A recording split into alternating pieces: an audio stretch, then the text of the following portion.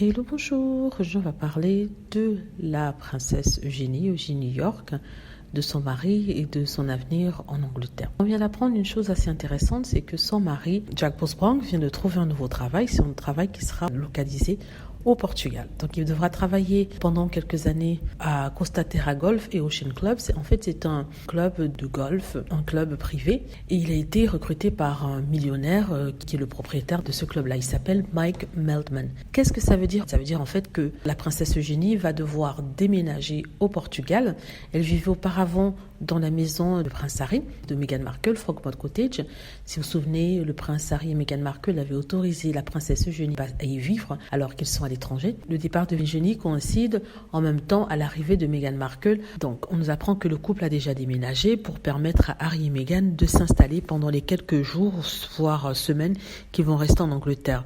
La princesse Eugénie et son mari Jack Borsbank vont vivre entre le Portugal où Monsieur Borsbank vient de trouver un travail et l'Angleterre où Eugénie travaille comme directrice d'une galerie d'art. Donc on ne sait pas comment ça va se passer, sachant que le Portugal est à peu près 3 heures de Londres en avion. Donc peut-être ils vivront une partie de l'année au Portugal et une autre partie de l'année en Angleterre, ou peut-être qu'ils vivront séparément, ça on ne le sait pas. Pour l'instant ils vivront ensemble au Portugal vu que la princesse Eugénie est en congé maternité après avoir eu son bébé Auguste.